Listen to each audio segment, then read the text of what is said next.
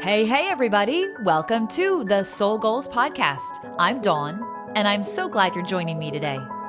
This podcast is dedicated to bringing people's stories to light and hearing their journeys of inspiration and self-growth. But it's also about connection and knowing that you are not alone. Each week, I get the chance to sit down and talk with an amazing soul, someone I've had the blessing of either meeting or following in my life. I am so grateful for my guests. Their openness and their vulnerability, it is unmatched as we share heartfelt conversations together about both their challenges and their triumphs. I hope that you can grab some inspiration and connection from my guests and their stories. I know I certainly have with each conversation. What an honor to sit with these brave souls. Everyone has a story, folks. And every story matters.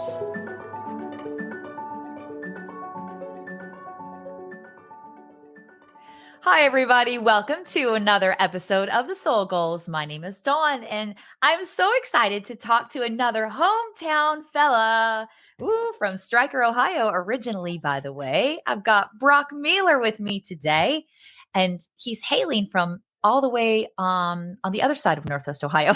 He's from Wauseon right now. Once he and his family lived in Stryker, Ohio. Do you know literally that you guys lived maybe 2 miles, if that, from the house that I was growing up in? I had no idea. I did not know that, no. And here's a fun one for you. Did your mom tell you that she used to do my hair? Oh, yes. Yes.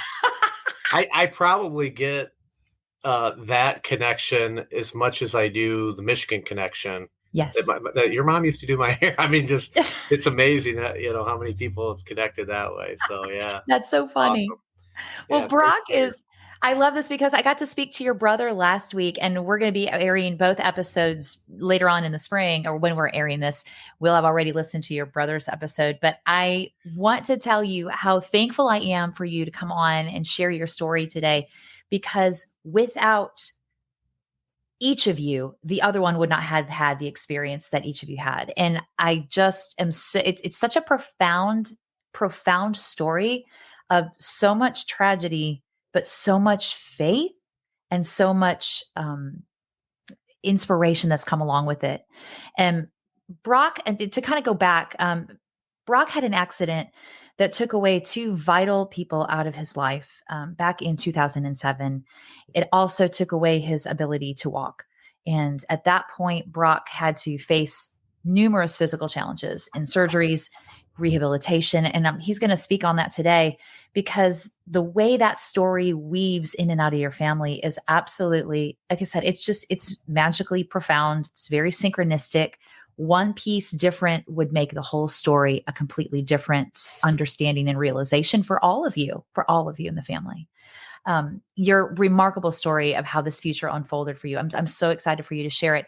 And interestingly enough, before we hit the record button today, we were talking, Brock is in the process of wrapping up his book that he is going to be releasing later this year. I can't wait. Have you named it yet? I didn't ask you that. We have I wouldn't call it a working title.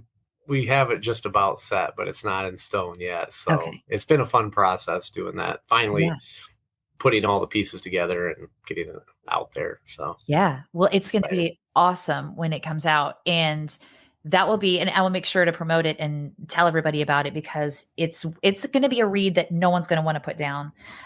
Following and chronicling your life and this process that you have been going through for the last since 2007, effectively, and before with your life as well.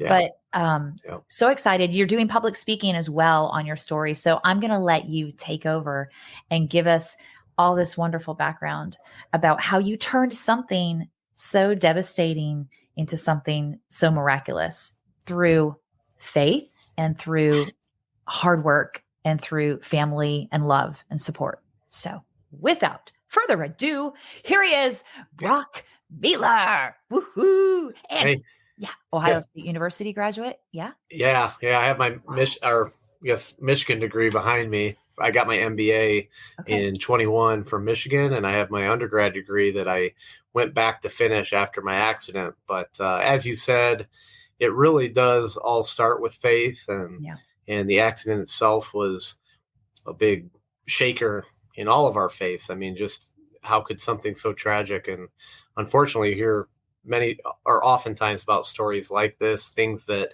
we never think are going to happen to us. Yeah. And that is a big question that was in my mind and in many people's minds of how could God allow something like this to happen? Losing my father and Elliot losing his girlfriend Hollis who was an absolute angel on earth. Yeah.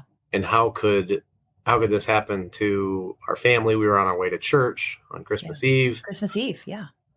And it makes a big question mark, many questions during that time that we have to go back to our faith and what we truly believe. It tests your faith. And I've gone out, I've given speeches and talked to people, and I've always tried to make a point of making sure people realize that this isn't a process that happened easily at all. It was not something that I relied on my faith and I just got through it and I'm good the whole way through. It was a roller coaster. It was ups and downs. Yeah. And it was constant questioning and looking for signs, looking for God. And that is that foundation, that hitting rock bottom, that holding on to that is what pulled us through that, what pulled us up in those bad days. And particularly for me, dealing with my ongoing physical challenges and disability that was constantly in my mind. But I will say far and above the hardest challenge we had was dealing with that loss. And when I go give speeches, that is the number one thing that people talk about, whether you lose a loved one too early and too young in life, which is a horrible thing, or losing someone late in life, someone that may be a grandparent that was inevitable. Maybe they lived a long, prosperous life at 90, and it's still such a difficult thing to not have that person with you anymore. And it leaves a hole. It leaves a hole there. It does. And it's in that grief, I heard a quote recently that grief is that ungiven love that we have, that we weren't able to share. And that's why it's so painful. And we should appreciate the fact that we love someone. I think that was Andrew Garfield I saw on a talk show, and he said he loves talking about his mother. And if he gets emotional, it's because he had so much more love to give and he wasn't able to. And I really appreciate that perspective from it, because if we weren't grieving, then the person may not have been as important to us. And if we were sad, the person wouldn't want us to grieve in a sad, depressing way. Right. They'd want us to remember with a smile, which I think is what our family really has been able to do, is that we don't avoid that. We don't avoid talking about it, even when it is difficult to talk about the situation. We mostly talk about those good times and how blessed we were to have the people we've lost in our lives. And with that accident, I will say that God has, that's what's made it so compelling, is even from my perspective, all of the things that came together following that accident to getting me where I am in life and where our family is in life is really a credit to God writing that story. And I always tell people that I don't ever buy into the thought that God's like, I need to have this accident happen and put him through this difficult thing to show this. I think those bad things happen, but if we're willing and able to, give God control of those situations, that he can turn that into a beautiful story in a place that doesn't seem to have any particularly joyful ending in sight. Yes. But he's able to weave those things together for us and for his glory. And he certainly has, with us. Well, I love what you said initially about reminding people that even with that faith, it still doesn't come easy. You still have to work at it. It's still a muscle you have to exercise, basically. Yeah, you do. And I will add too, with the accident, I remember that I was awake part of it, blacked out part of it, but felt an immense amount of pain. I don't know how long I was even in the car, but when I was taken out of the car, I remember someone telling me that I was going to feel an immense amount of pain. And at the time, I think I was in shock and I didn't really understand what I mean, I just want to get out of here. Yeah. And at the time I felt okay, except I couldn't feel my legs, and it didn't really come. I couldn't figure out why. I Right. can't feel my legs right now. I just need to get out of this car. Yeah.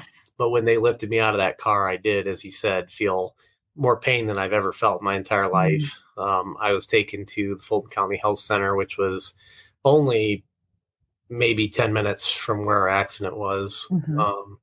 But it was there that my older brother met me at the hospital Uh-huh. and was as distraught as we were. He was with his fiance at the time at a different Christmas, and got the call, and we were told that our father had passed away at that time, and I don't think that really.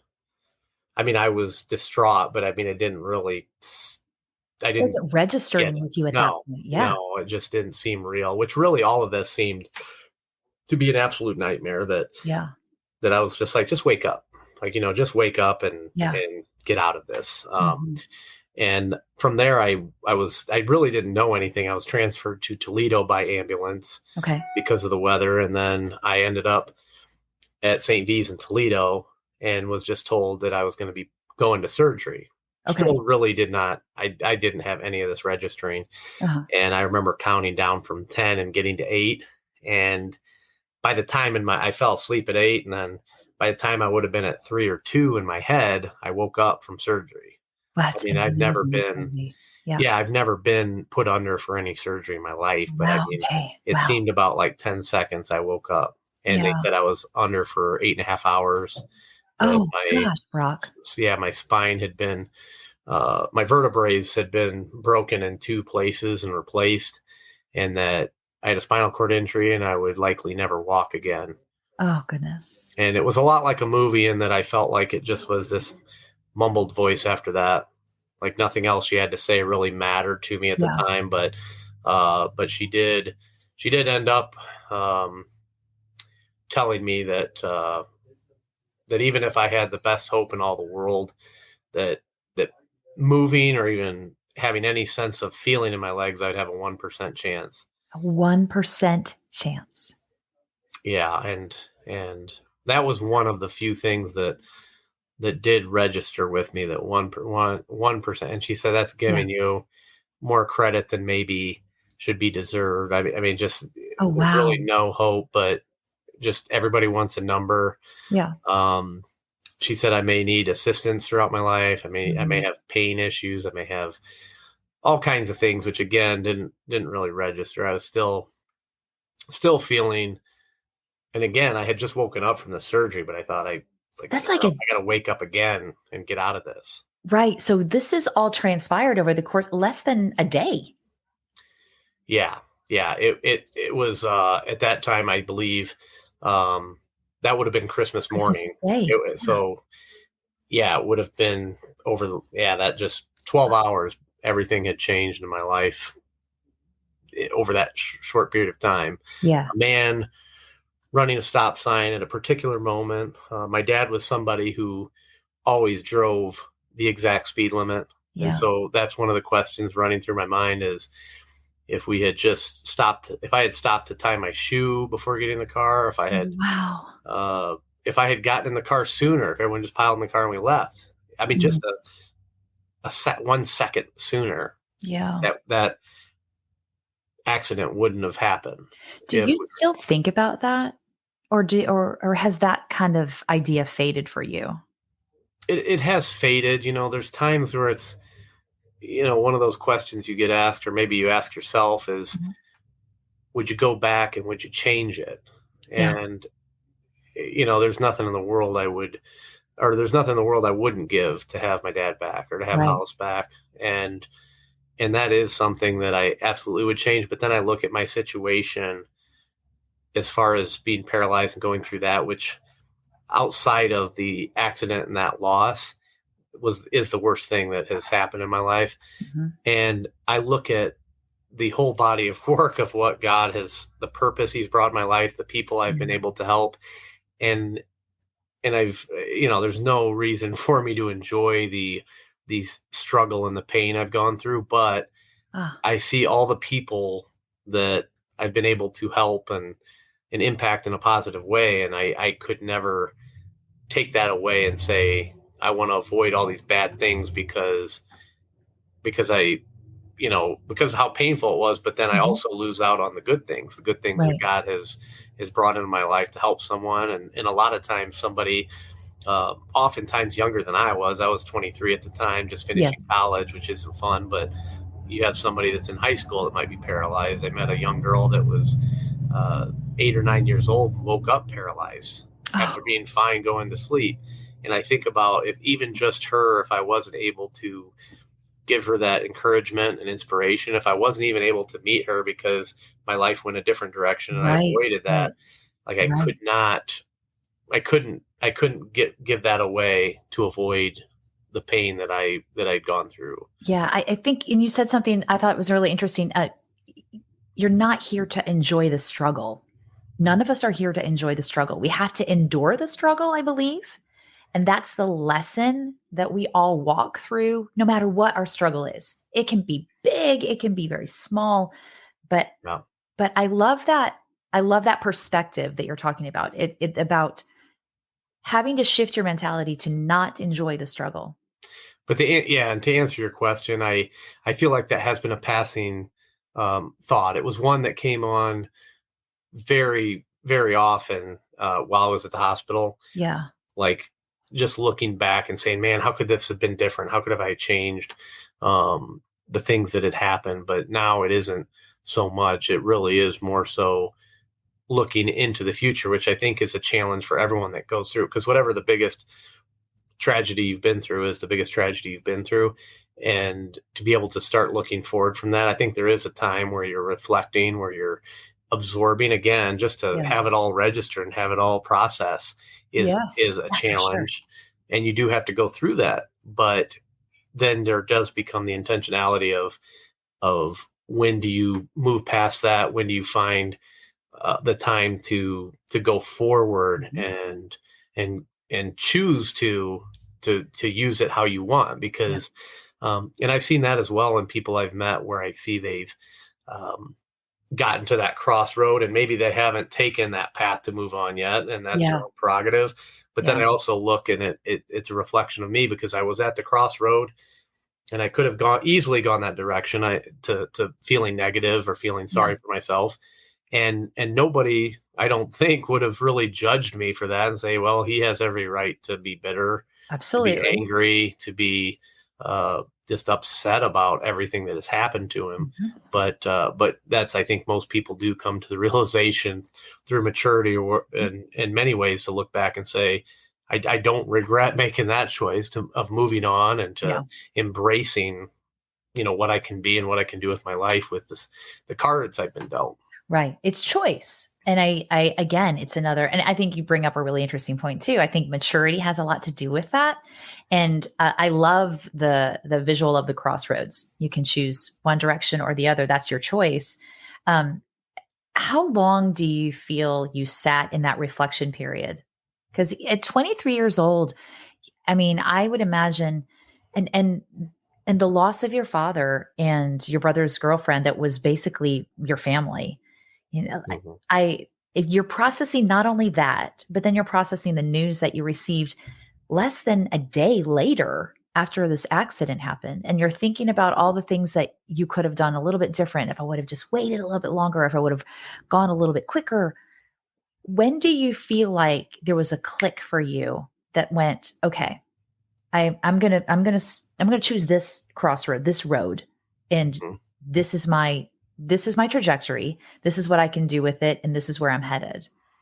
Yeah, I think it seemed to come. I mean, obviously, this is looking back. I certainly at the time didn't think, what, here, I'm going to make this, move this way. Mhm. But I think there were stages, and Okay. really, in a lot of ways, baby steps. The first one being, I had a lot of complications at Toledo, which wasn't really any um, uh, fault of the hospital in Toledo. It was just, Mhm.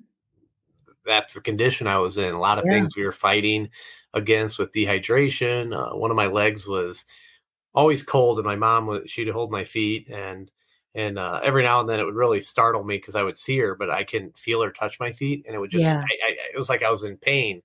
I Yeah. wasn't in pain, but she's holding my foot, but it's not my foot. Yeah. But she would feel that it's one of them's colder than the other. And she'd ask about it. And a nurse would pull her aside and say that circulation isn't getting there for some reason. Wow. And that leg could be dead. Like it's been a couple Okay. days. He's dehydrated. I think I got overhydrated. Like I didn't even know that was a thing, but Yeah. my sodium and potassium levels were way down, and Yeah. it was like full of water, so I couldn't drink anything.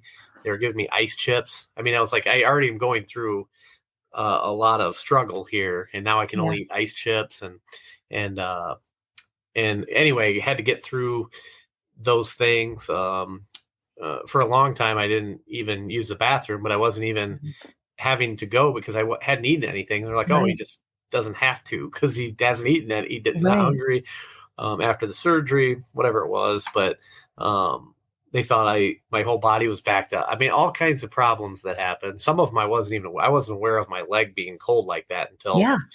weeks passed, which my leg, the circulation came back and it was fine. And they're like, geez, that's remarkable.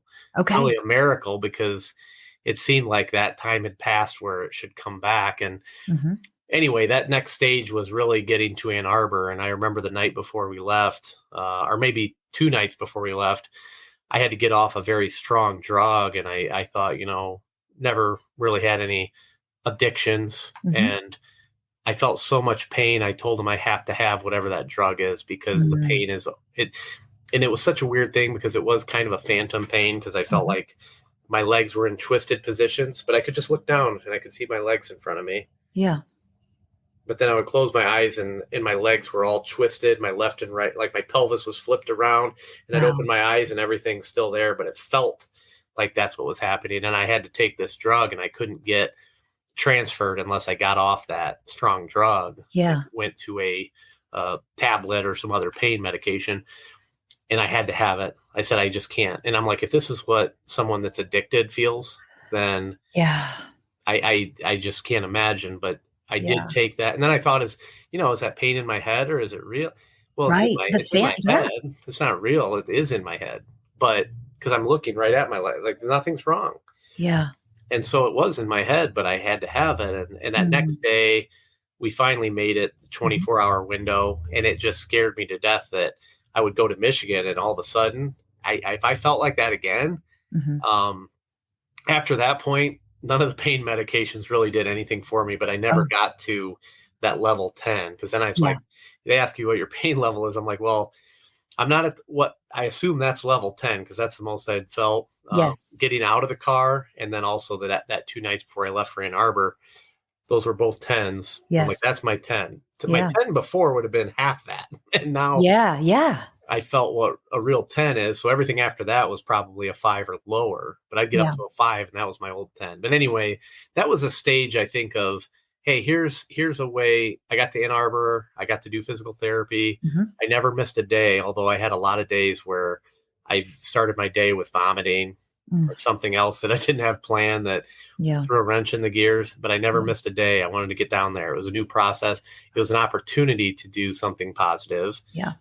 But when I left the hospital and got home that was the time when I realized this is real. Yeah. Like I'm back home and my dad's not there. It's like, I'm not going to wake up from this nightmare. It's real. This is my life now. Yeah. And I spent about a year and a half doing outpatient physical therapy. And I really don't think I fully embraced, my future and my life until I reconnected with Elliot's strength coach. And I had differing opinions, like physical therapy saying, don't waste your entire life trying to walk again. And she has seen it so many times, and she meets people and they regret it. They wasted their entire life chasing an impossible dream effectively. Yeah. And she's like, don't become that bitter 50-year-old person that has wasted away these years trying to grab this ghost. And I felt like my brother left early. When I was still in the hospital in Ann Arbor, he had left high school early to start his college career and start his next stage towards his future. Yes. And again, something that no one would have blamed him for saying, you know what, I'm taking a pause here and just absorbing what happened. But he embraced, going towards the future and the opportunity there. And I was able to say, you know what, I have an opportunity here to do something special. Right. And what I don't want to do is regret having not taken that chance. Yes. Even though after a year and a half, I had not made much progress. I could, with all my effort and everything I could do in me, kind of like when the doctor tests your knee for reflex, I could kick my leg a little bit. And I said, if I could kick my leg twice as far in another year plus, it's like that would be a long time to get a little bit more. But I said, Mike had told me, he's like, if you want to have more progress, you have to work harder. And he said, physical therapy is the hardest thing you've done in your life. So you just have to work harder than that. Have to work harder than the hardest thing I've ever done. Yeah. But I did not want to have the regret of not having taken, that chance. And that's where I really think and that's where I committed with Mike. He said, it's going to get hard. That's a guarantee. We don't know what progress you're going to have, but he said, you have to commit 100% to this. And I think that was really that first step of, I am going to give 100%, not just towards walking, like I have to walk, but I'm going to commit to giving it my all. Yes. And I'm going to commit in the future to giving my all, not just doing this weakest level, because I have, and I bring that up a lot. I have these excuses are on a golden platter. Right. They're the best ones you could ask for. If you need, everyone's had those moments. Oh, I wish I had a good excuse for why this or that happened. And you're looking for it. I didn't have to search for them. I had them all lined up in front of me. These are the best excuses in the world. And I could say, which one do I want to pick today to avoid having to do a workout or something hard? And that's it's not an easy thing. And it certainly wasn't for me to just say, you know what, I'm not going to make an excuse. I made that choice every day that no, I'm not. It's so tempting and so easy. Yes. But I'm not going to. And Mike, he said, you have to make that commitment that you're going to give your all. Right. It's going to get really hard. You're not going to like it. He's like, you're probably not going to like me, but you will be here every day that I tell you to be here, and you will do what I tell you to do.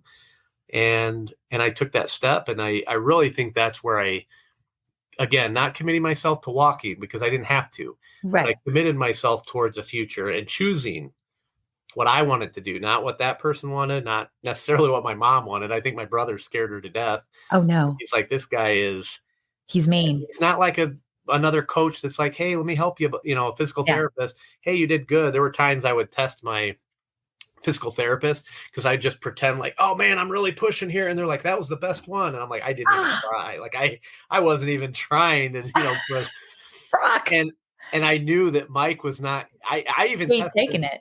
I even tested Mike, and I'd be like, oh man, like he's like, you're doing nothing.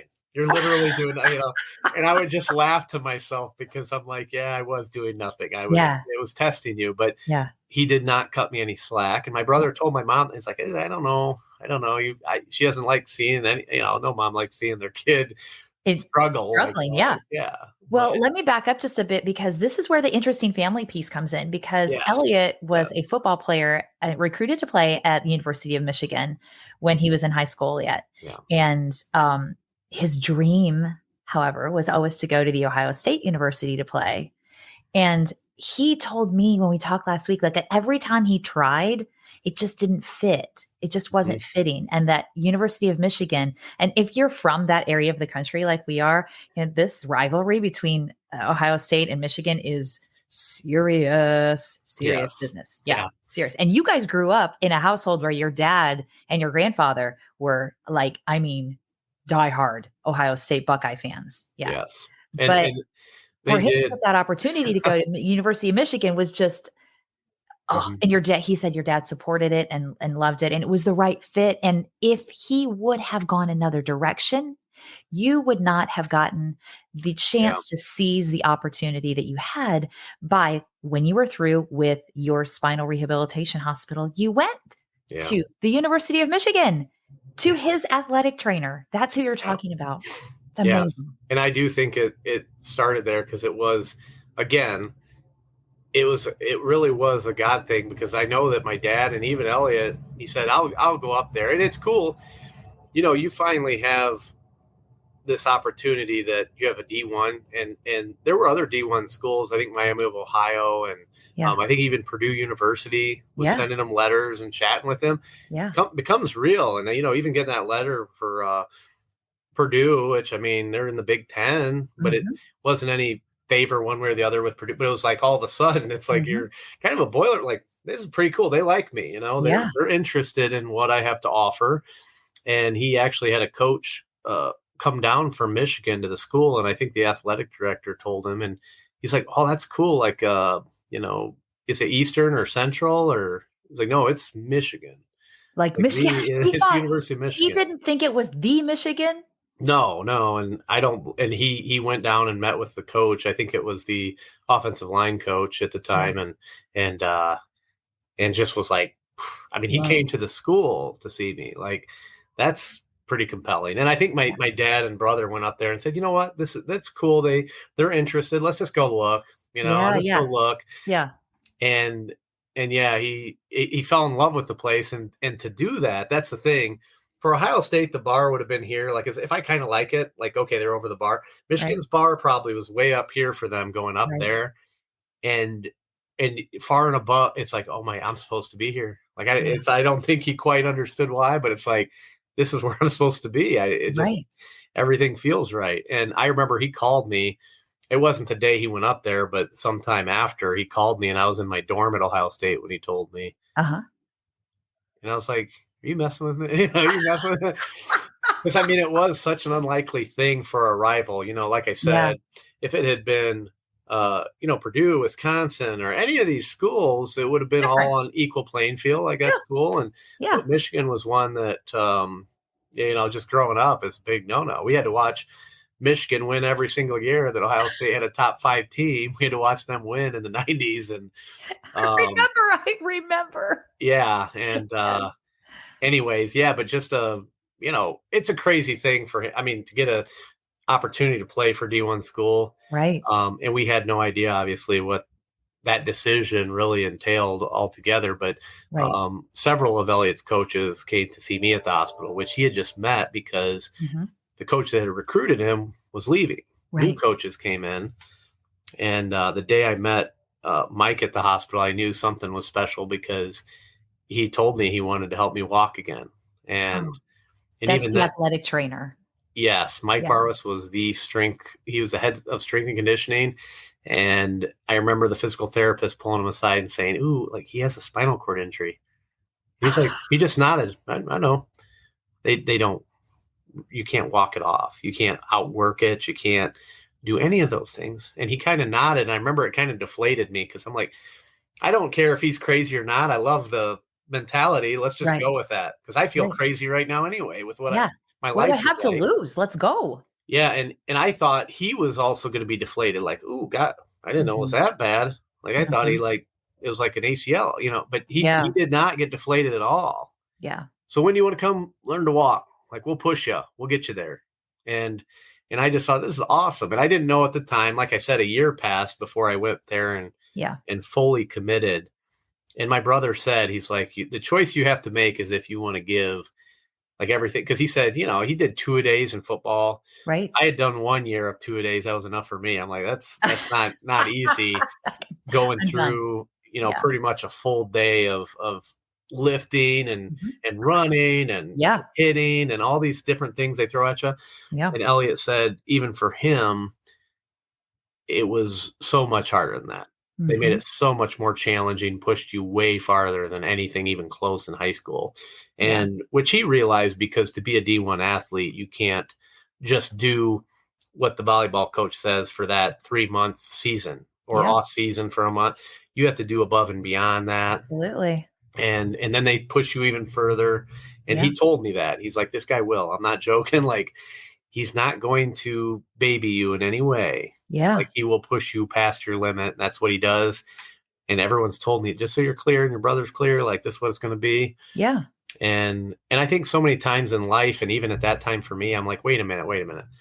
I'm still in pain at times. I'm very weak. I think Mm-hmm. typically I was over 200 pounds in the hospital. I got on, I think 165 or 170. Oh, wow. Maybe I had gotten back to 200, but I was still pretty weak. Yeah.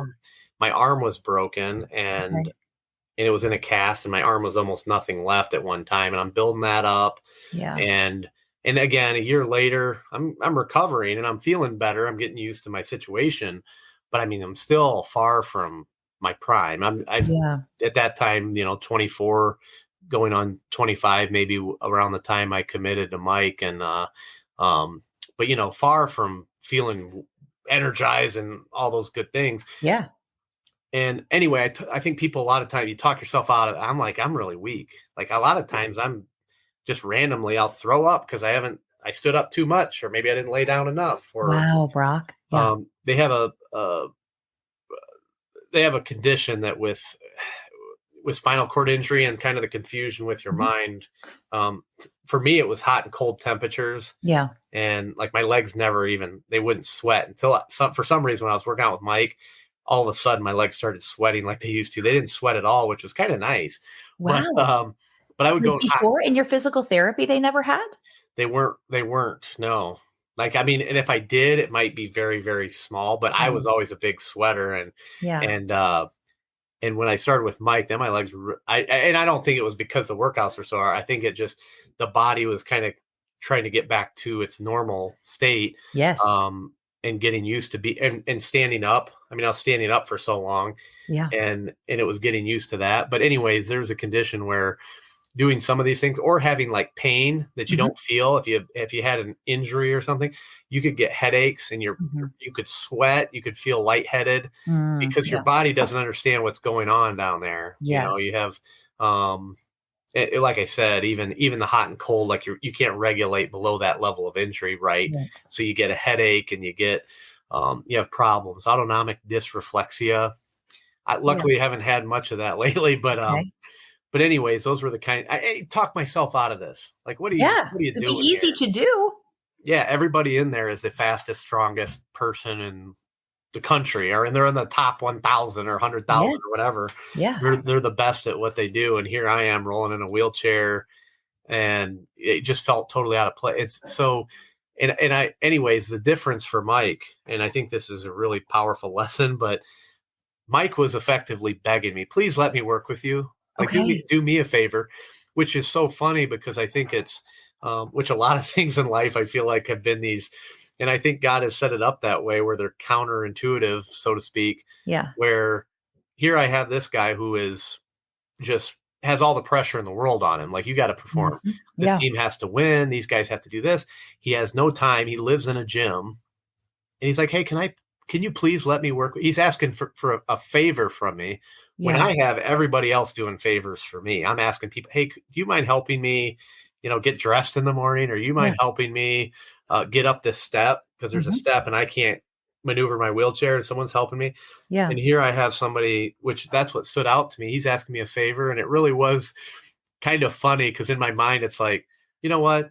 I'm going to do you a favor. I'll let you help me. I'll let Yeah. you Yeah. work me out and help me recover. And I just, Yes. that's what really stood out to me, is that I wouldn't I would never, I'm the kind of person too where I'm not, hey, could you give me, 4 to 6 hours of your time every Mhm. weekday to train me and do what I mean, and I didn't know at the time. I mean, he's trained Olympic athletes, he's Mhm. trained World Series winners, he's Mhm. trained Stanley Cup. I mean, he's trained it all. He's trained Yeah. it all. And his wife was a gymnast. I mean, they're all just athletes, but Yeah. I mean, he gets paid big bucks to do. And it's like, hey, could you do it for free and give me 4 to 6 hours every weekday for the next couple of years? I would never ask someone to do that big of a favor. That's No, right? crazy talk. But he's actually asking me for a favor. Let me work with you. And it's like, you know what? Okay.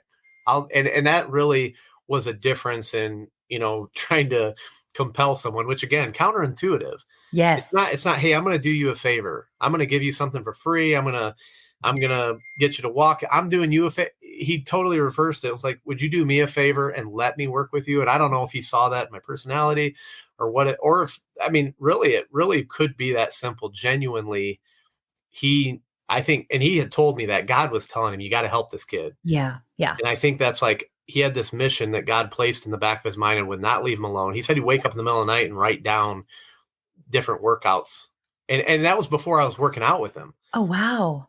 And so Wow, that's amazing. I think he legitimately, God was bugging him about it. And he wasn't going to let it go. Can you do me a favor? Because I got this voice in my head and it's not going to go away unless you let me do this. Yeah. And that's actually worked for me, because I was like, I would never ask someone to do that big of a favor, especially a guy I just met a year before. Yeah. And every time I'd visit Elliot, he'd bug me. He'd go out of his way and he'd come catch me and say, hey, like, come work out with us. It's great. And the first time I did work out with him, I fell off of a balance ball and I was like, oh no, he's going to be like, yeesh, this kid can't even sit on a balance ball. I'm talking myself out of it. Yeah. I have had a lot of people say, boy, I would love to work out with a team. And I'm like, no, you wouldn't. Trust me. I'm like, no, let me tell ya. They had a bunch of sports reporters, and Mike, for an interview, Mike said, just go through the warm up with the team. And they do it. Okay, I'll do the warm up. Mm-hmm. They were, after 10 minutes, they're off to the side puking in a garbage can. Like, you can't handle it. You've earned your interview. I've had that more than once. But anyways, that I think was a big difference for me. And again, never would have happened if my brother, and again, nothing against anyone else, he could have gone to any other school. Right. And one, I don't think a person would have offered, because they got their hands full. They got the weight of the world on their shoulders. But even if they had offered, for them to be, I don't know that anyone would have either loved me or hated me enough to put me through the workout Mike did. Yeah. And they might have and rightfully so, they might have handled me with kid gloves. I wouldn't have got where I got. I mean, just all those things aligned. Elliot went to the one rival school, went to Michigan, and it was close enough to home, which is a big reason why I went to the hospital there. Yes. So people could visit, but it was one of the best in the country for spinal cord injuries. Mm-hmm. And all those things aligned. And it wasn't obviously any part of our plan as far as, hey, let's do this, X, Y, Z. I'm going to walk again. Oh, I could work out with football. None of that was in the plan. It was all pieces laid out in front of me. And I do credit that to at least always resetting to a positive attitude and being open to the opportunity, because you look at the closed door and you stare at the closed door and you miss every single other one that's open. That's another great visual right there. Yeah. You think about that. We are so fixated on that one thing. Mm-hmm. And Elliot talked about this too. Like Ohio State for him was like the flesh, what him wanting that. Yeah. And Michigan was really the calling. Yes. And for the reasons at that point, he had no idea. Yeah. So I think that's really indicative of the human nature. A lot of times we just look at that. We put those blinders on our sides and we go, this is the door. This is what I'm dedicated to. This is what I will accept, nothing less. And then we close down our ability to see, to receive, to open up to all the different little pieces of opportunity. And even if it's just like a millimeter of an opportunity, it's an opportunity. Yes. Yep. Yeah. Those little whispers come through. Yeah. And you do have to be listening over all the noise. It's hard. Yeah. How much noise was there for you during all this? Was it your own internal noise? I think for the most part, yeah. I had many sleepless nights at the hospital. Mm-hmm. And it was internal noise, which again, I go back to asking that question. Mm-hmm. Like, hello, like God, perfect silence, middle of the night. Yeah. Where are you? Like, what are you doing to help me? Like, why am I in such a terrible situation? Which at that time I had read a lot of the book of Job and felt that way, that all these bad things are just piling on. Like, what did I do to deserve this?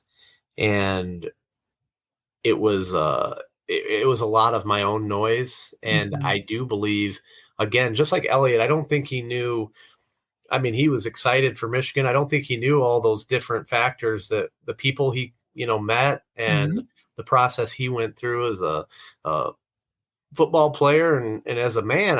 He didn't know everything that would happen based on that choice and and how much it would impact many people's lives. Yes. But in the same way, I look back on the days at the hospital and I feel like in hindsight, all those times I asked, like, where are you, God?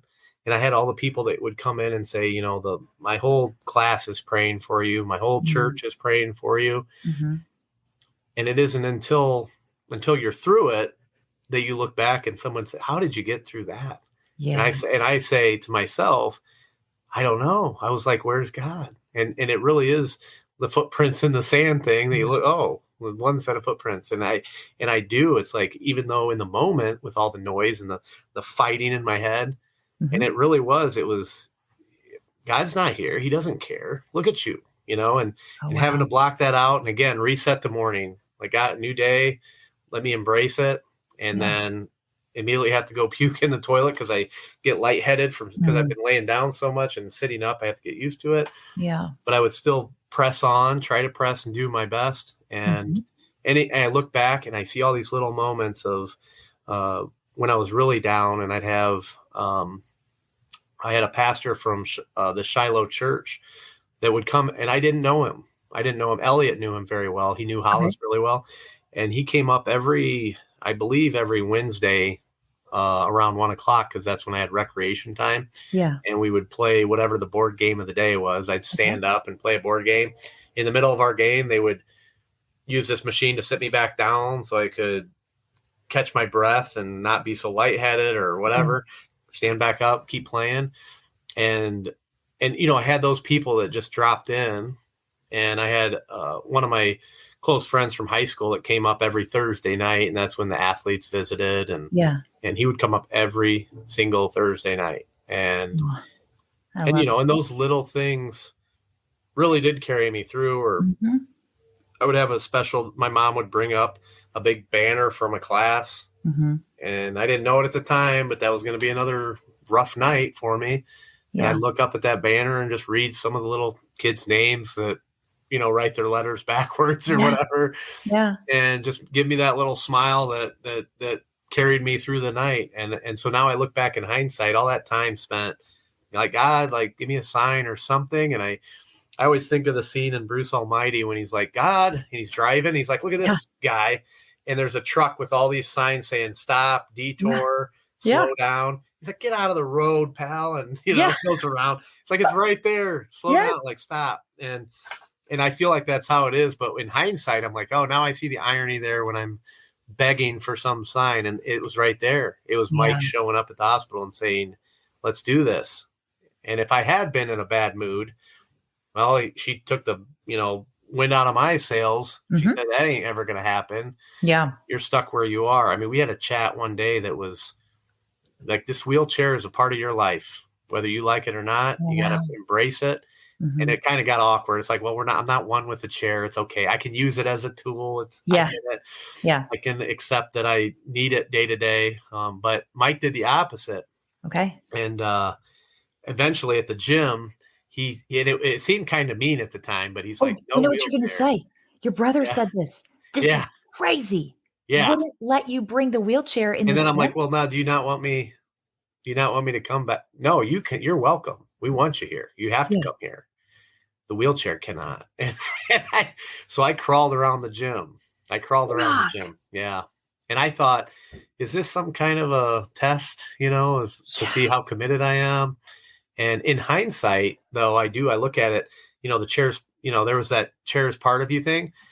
I would leave that gym, and I'm not kidding. Part of it was I'm so tired, I can't really think, but I would see that chair and it would confuse me. Like, what is that? And I was, I forgot that I had to use that because I didn't have to. That's the thing.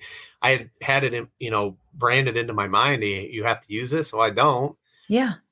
And I mean, and that's the thing. When I was in the gym, at the time I wasn't walking very well, but I could just people would carry me and I'd kind of try to take steps. But I mean, those big, they'd grab a couple football guys and I would just put my arms and they'd carry me.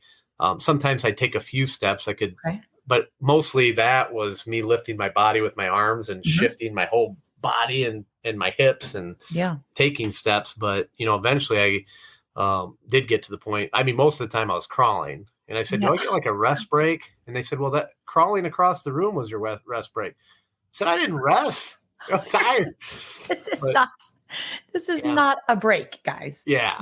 They didn't get that. And usually Mike he'd be with me for an hour or two. and he'd leave and he'd say, Parker knows exactly what to do. Keep him at it.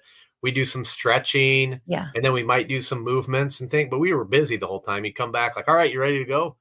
Like, we've been going since you left. We've been going. Like, well, how many hours would you average when you were there? I mean, I was there for 6 hours. Wow. I mean, I might be there for 5 some days or maybe 7 sometimes. And I will say too, there were times I was stretching, or I might, they would bring me food, but I'm like, I don't want to eat. Like, I'm not hungry, too tired to eat. Yeah. But I would get, protein shakes and things like, I would just drink whatever my mom would be running Gatorades to me and have a cooler. We would just be, there were times where it was actual rest breaks or lunch break, right. And stretching and having my body in a different position. I might even be standing, but it's pretty much a rest because I'm just like in a standing position and just hanging there. Mm-hmm. But I was there for 6 hours. I mean, I swear there were times where the janitors were shutting lights out, and it's like, but he wouldn't let me leave without accomplishing the task at hand. And most of the time I would say, I couldn't do it on the first or second one. And then I started getting better, but I missed my window of where I actually had the energy to do it. And then I had the practice to know what I had to do. That window has passed and gone.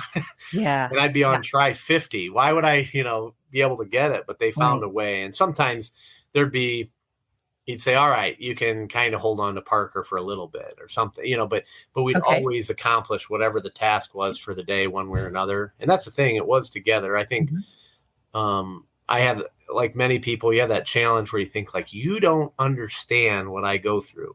Like, you don't understand my challenges and my frustrations, my, cards I've been dealt or whatever the thing is. But with Mike and Parker, I don't know if I know any other time, sometimes with my high school sports teams and all that, you go through a lot together, but I don't know anyone that really knows the experience that I went through, outside of, my brothers, my brother Blake that was with me throughout the hospital, throughout physical therapy, trying to handle the family business and be a part of what I was going through. And then Elliot, who of course was there when I was doing those workouts, seeing what I'm going through.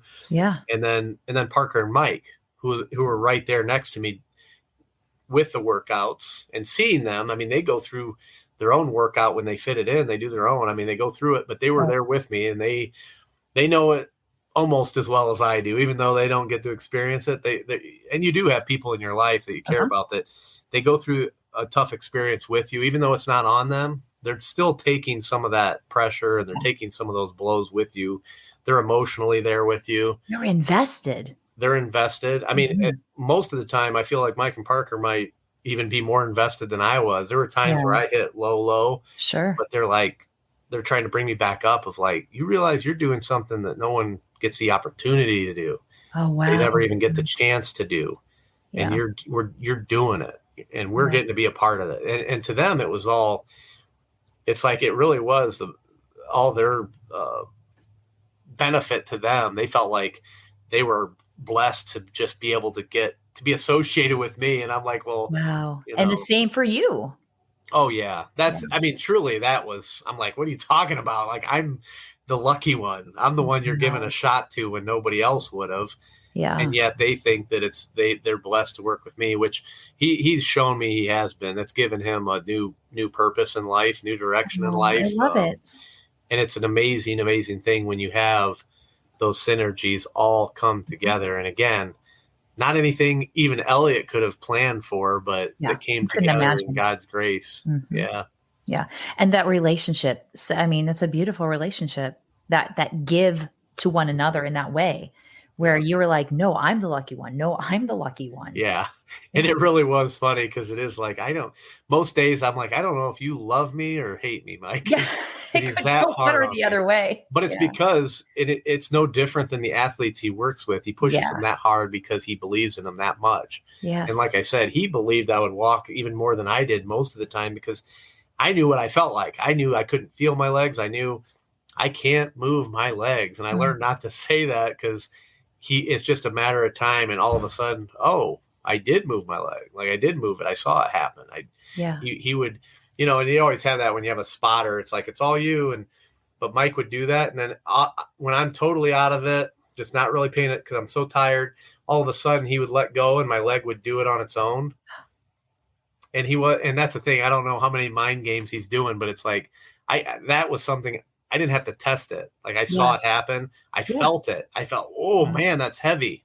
Mm-hmm. All of a sudden I felt what weight. I mean, people don't realize, I mean, your legs become dead weight. You're carrying around dead weight all day long. But when I was kicking my leg and he would let go of it, all of a sudden I'm like, ooh, in my legs, I haven't felt where I really am pushing weight. Like it's just been this floating, ambiguous thing. And now all of a sudden, whoa, that's what my leg weighs. I'm like, I can feel my muscles pulling, I can feel that stretch because that muscle is actually holding the weight. Mm-hmm. And you weren't getting that. And physical therapy was working you on a certain level, but you never had that feeling and that sensation until you started working as intensely as you were there at Michigan. Yeah. In physical therapy, we started getting twitches. Mm-hmm. We got movement. If they sat me on my side, they'd put cotton pads down on a smooth wood table, and I could get those muscles to kick and fire and do things. Yeah. But then as soon as I'm upright, as soon as gravity's against me, all of a sudden it's gone. And it was very discouraging to say the least. But yeah, pushing myself to that level over and over. And again, theoretically, it's like, how would I ever move my leg? I've just beaten myself up all day long. And it feels even less like I can feel it than before. Yeah. So, but what was crazy, the nerves are so awake and so stimulated. Yeah. But the muscles are just, there's nothing. They've been atrophied for over a year. Right. It's really like a year and a half at this point. And I think it's important to say that one of the biggest reasons and the goals for you working with Mike at this time was for you to walk out onto the field, to lead the team out on the field on one of, was it opening day? Yes, it was a rumor back in 2009 when I started working out, I think with Mike, late in 2008, I started coming up once a week. I was actually doing some graduate work at Ohio State, and then I believe it was in January of I'm sorry, that would have been October of 2009. Okay. That's when I was still doing some graduate work at Ohio State, but I'm like driving up to Ann Arbor and spending Thursdays and Fridays and Mondays, and then going back to Columbus, which I think I was the only one driving to Ann Arbor and then going back to Columbus for school ever. Oh, funny. But quite a commute. Anyways, going into December, I didn't renew my finishing graduate school. I'm like, you know what? I just had started. I think I did one quarter. Yeah. But I'm like, you know what? I'm going to just commit myself to the walking because I have a chance to do that right now. Okay. And school can wait, basically. And so I moved back home, and I started working out with Mike fully. People started, what's he doing here? Like, I mean, he wants to walk. I get it. He's working out. But people were like, I think he's going to walk us out on the field. And it just people started talking about that. And I think somewhere after, I don't know, probably going into March, around this time of year, March or April. I remember Parker said, "Hey, the coach wants to see you." And I'm like, Mike? You don't call him coach. It's, Mike Barwith, whatever. I call him coach, but no. You're like coach. Yeah, the coach. It's like, oh, which I had seen him around, and he was always really super encouraging. And, hey, man, you're kicking some butt today. I love to see the hard work and sweat and all. I mean, he'd always be encouraging, but I've never been to his office. Right. I mean, and so he helped me. I actually could take my wheelchair out there. We went over to the office and come on in. And the whole time I'm thinking what most people probably think, that I'm going to get kicked off the team. Like, what did I do wrong? What is waiting for me behind door number 2? Yeah. It seems so like illogical because it's like, well, I don't even have a scholarship. He can't kick me off the team, But in your head, you're like, I'm seeing the man today. What is this about? And it was so cool. He's always so happy to see me. I mean, I've seen him. He was coaching down in Arizona. When I went to see him, you could tell. Yeah. Parker's like, hey, guess who's here to see you? And he's just like, who? And then he saw it was me. And I mean, totally, he thought like, here's another reporter. Here's another guy that some guy knows that wants to meet me. And I mean, he lit up. It was just so awesome. But that day he just said, I've been doing a great job. He loves the impact I have on everyone in the Yeah. gym and the positive attitude.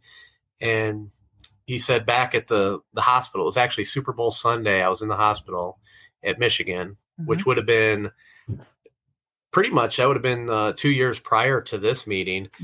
And that was totally unexpected too. Super Bowl Sunday in the hospital, and he's there. But he said, he's like, I want you to lead the team out in the field. He's like, I don't think you'll need that chair, but if you want to lead us in the chair or however you want to do it, you can do it. You'll be welcome, basically. Wow. Yeah. But he reminded me of that.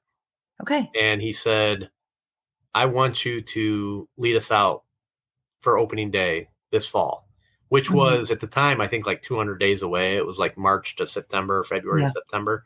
Yeah. September 4th, the day after what would have been my dad's birthday. Oh my goodness. Yeah. And I was excited. He said, guys are talking about it. What's he doing here? Why is he here? What's he training for? Yeah. And he's like, let's give him a goal. Let's give him a purpose. Yeah, like let's make it a real thing, which I think people miss sometimes the power of that. Because we talk, and one step of that is writing down the goal you want to have. Like, here, I want to do this. That's a part of it. Part of it's telling people close to you. You might not just say, hey, everybody, but you write it down. But that's what really makes it real is you put it out there. Yeah. Say, I am going to do this. Hey, everyone, like I'm going to do this. He wanted to tell the team. He said, it's totally up to you, but I'd love to share it with the team. And I was like, yeah, let's do this. Yeah. That's awesome. Like, I'm excited. Let's make it happen. At that time, I was just starting. I was in my leg braces, just like Forrest Gump. And I felt like walking around like Frankenstein with a walker. And I had just started getting out of those. And as soon as I took them off, I had ankle braces. But I mean, still very gingerly taking little half steps, shifting my body, maybe taking 10 steps and resting because my arms would get tired. So much of it was on my arms. Right. But I'm starting to feel a little bit of that weight. I'm starting, Mike had actually gotten me where I could kick my leg out. So if I'm sitting, I could just shoot that leg out. Couldn't really control it, but it's like, just push, boom, the leg kicks out. Yeah. Straight. Yeah. And then I release it. But I'm just getting some of that. And when we left, and I'm super excited, and Parker's like, you realize this is the big house. Like it's 110,000 people. Yes. And I'm like, I forgot. Like, wait a minute. I'm like, how many 100,000 people? He's like, it's not like you're going to go out with the team and it's all fun. And then people are going to fill the state. Like the stadium's already full. Yeah. And they don't have like, it's not like you're going to be somebody in the end zone kind of watching like, oh, this is cool. I'm on the field. It's the middle of the field. You're walking into the middle of the field when the field is completely emptied. Yeah. And everyone's looking, whoa, what's going on? And I'm like, what have I done? Like what in the world have I done? And I mean, we had in the next, couple weeks, I mean, it was a huge deal with the team because he announced it at a huddle. Now, a lot of you guys are asking, what's he doing? Like, what's this all about? And he told them. And of course, the team is just going nuts, and everyone's coming up and hitting me on the back, patting me on the back, and just excited. And I'm like, "Yeah, we're doing it. I guess we're doing it." But we had reporters that would ask, like, "Hey, that's pretty." So this is actually, yep. It's like, where are you from? Detroit News. Angelique Changela, she was a big sport. She still is a big sports report. We had the same birthday, which is kind of funny. But this is going to go in the Detroit News. Like, yep. Like, okay, like, everyone's he's going to do that. Everyone's going to know. And like I said, at that time, couldn't walk. But I also, between Parker and Mike Barwis and even Coach Rodriguez, like, I mean, they just, you'll walk us out. Like, and it wasn't like, oh, that's easy. You could do that. Like, you can just do it. No. It wasn't that. It was, I've seen what you're doing. Yes. Like you'll do it. Like you're going to do it. They were able to witness your power of will, right? Yeah. As well as your work ethic, which is such a big deal. Such a big deal. Yeah. You don't get to where you are without digging in and going through those hard days and those moments of, is it really worth it? This is really hard. Mm-hmm. And it did. God wrote my story. The stars aligned. Yeah. I tell people this all the time that I often, I get the chance to speak with people who have gone through a spinal cord injury. And I've certainly realized, my story isn't everyone's story. And it certainly isn't the thought, again, going back to physical therapist, which again, probably 99% of the time she is right to say that you can't regain this. It can't happen. And it's not a matter, and that's the thing that goes into all walks of life. It's not Mhm. always a matter of how hard you work, because you can pound your head against this wall and it's going to be Mhm. really hard work. Yeah. You're not going to gain from it. It's Yeah. like, how do you have God? And again, here's what I want. What I want's over here. You can work and work and work, and it's just not the passion. It's not Right. meant to be. Whatever it is, God doesn't want that for you. But for me, everything fell into place. The things Mhm. I prayed a lot of the time for opportunity. I had nothing. Oh, It I was love just it. like staring at a ceiling. And again, be careful what you wish for, because I was drowning in an opportunity. Like, I mean, Yeah. just the things I was able to go and do. And I would say never in my life had I focused and spent so much time and effort. Even when I would sometimes I'd feel guilty, and Mike would say, how'd you sleep, or how long did you sleep last night? I'm like, 12 hours. He's like, that's Okay. great. You Yeah. need it. Yes, your muscles are that's helping That's the you. best thing you can do for recovery. So it's Absolutely. not that I thought Mike's like, what, you lazy bum, get out of bed. No, No, get your no. 12 hours of sleep, because you're going through it. You need all the recovery and rest you Right. can get. Right. And so when I slept, it was towards walking. When I ate, it was always a lot of protein, because I Yeah. just, so if I had any muscles that were going to build up, I wanted protein for them Yeah. to use.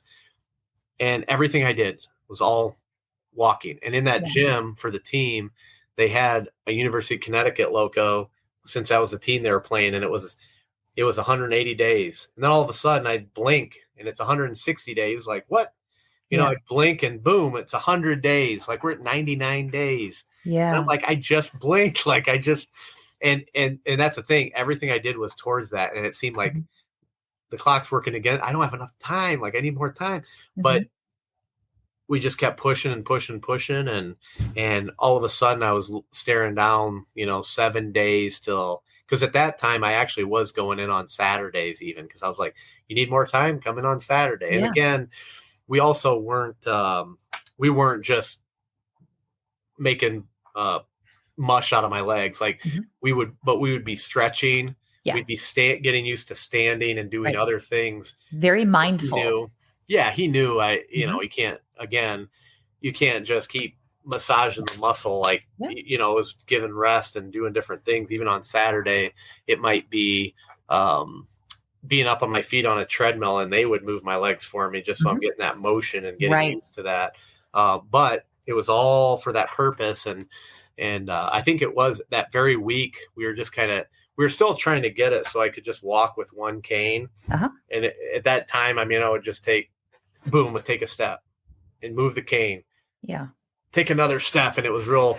But anyways, that week before, I rolled my ankle really bad, Oh, no. and it was all black and blue. I'd never seen an ankle like that. Yeah. He's like, Parker, he's like, that looked like it hurt. And I'm like, it looked like it, but it didn't. Like, it was, Yeah. didn't feel it. So I'm like, hey, usually if it hurt, they're like, that's good, you can feel it. But Yeah. that time it was like, that's good, you can't feel it. Yes. Now we're going to the other side, yes, of the And coin. I walked like that. But what an awesome week. We did a Mhm. walkthrough that week, going to the stadium, and there was probably a couple hundred people around for like Uh-huh. this walkthrough, and they had and they did everything. The band went out there, boom, Mhm. oh, you go out here in your wheelchair, and somebody ushered me, kind of like, you go here, and introducing Brock Mueller. And I think some guy just yelled it from the field, hey, Yeah. introducing Brock Mueller, and they, like, video, and they're like, video end.